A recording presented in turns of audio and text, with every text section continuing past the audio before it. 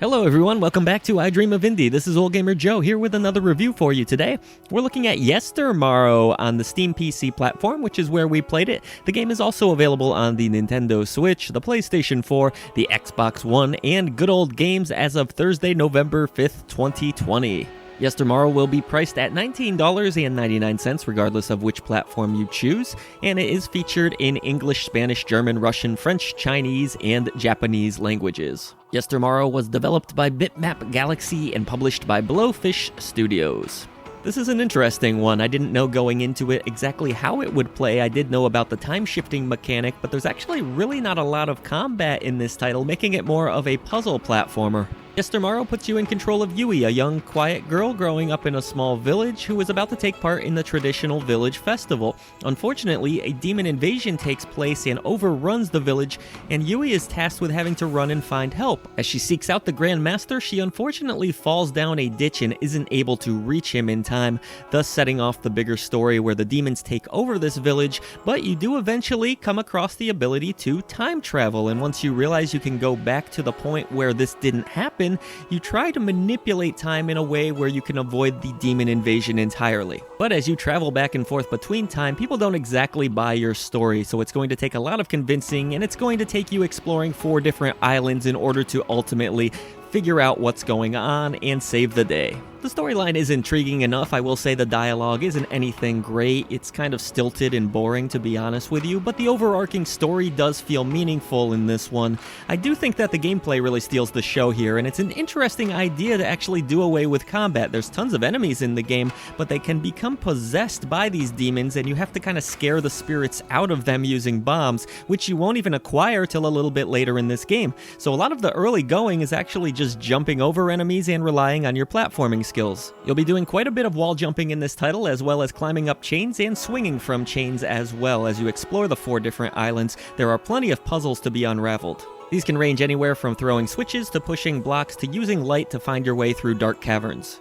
Ultimately, the puzzle solving and platforming is pretty standard fare, but it's this time-switching mechanic as you go through different portals that really helps the game to stand out. You switch between that demonic world that is overrun and the light world where everything is still all well and good. And it's pretty cool not only how they incorporate this into the storyline, but how it can actually be utilized to solve certain puzzles. I think that's a really neat mechanic. Another nice little attention to detail is the fact that you will switch physical forms too. You'll be younger in the past, obviously, and it will show on your character's sprite, and you'll be older and more mature, almost like a ninja in the present or future. And I think it's a really bold decision to strip away a lot of the combat in this game. There is a combat system, but it's not like you're expecting. You aren't just slashing away at enemies. You do it in a clever way. It might be throwing bombs at enemies, or it might be just avoiding them entirely. I think this is bold and creative, and it does add a little spark to the game, and it honestly was a little bit refreshing to not have all of these tacked-in RPG mechanics or leveling up systems. I think it works pretty effectively, actually. I will say, though, that not everything's perfect here. The platforming can be pretty frustrating at certain moments in the game, particularly with the wall jumping.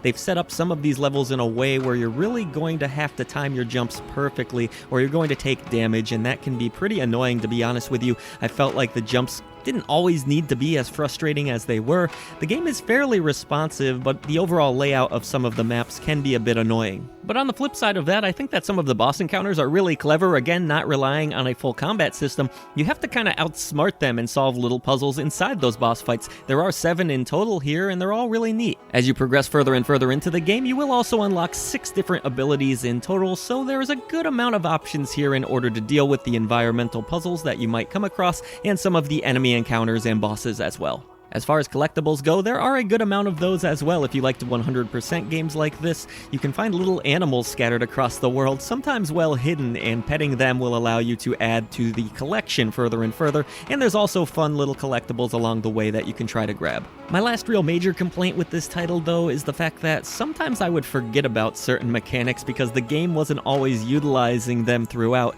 So for example, there was one point in the game where I had to throw a bomb at a switch, and I had completely forgotten that you could even even do that, and I was stuck for a good hour, unfortunately, trying to figure out how to progress when it was as simple as throwing a bomb as opposed to trying to light it up or do something else. A little bit frustrating, and the game could use a few reminders scattered across here or there. Overall, though, I think the gameplay, while frustrating at times, is pretty unique and innovative in a lot of ways, and a lot of the puzzles are fun to solve, even though some of them are frustrating. YesterMorrow does feature some really nice pixel art on display here, though. The characters are tiny, but they look cute and quaint, and I enjoyed the different settings. The 4 different islands look unique enough from one another, and the switching between worlds is really cool. You have the dark reddish look of the dark world, and then the brighter, more colorful, almost Sonic the Hedgehog looking colors of the light world. It's a pretty cool contrast that almost reminded me of Link to the Past back in the day, switching between the light and dark worlds. Most of the terrain features a checkered board-like look to it, and I'm kind of mixed on that, but on the whole, I think the art style's not half bad here. A little bit generic at times, but still,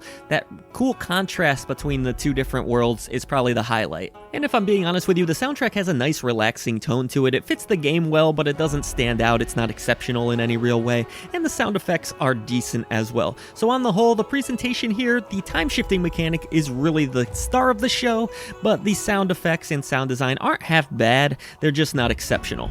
Overall, though, I really enjoyed my time with YesterMorrow. It's something a little bit different, not heavily reliant on a combat system, and more reliant on solving puzzles and platforming. I do think the platforming misses the mark at times, particularly the wall jumping, but still, this is an enjoyable adventure. It'll only take you about 6 to 10 hours to complete it in full, so it's not going to take a lot of your time, and it offers up some memorable moments.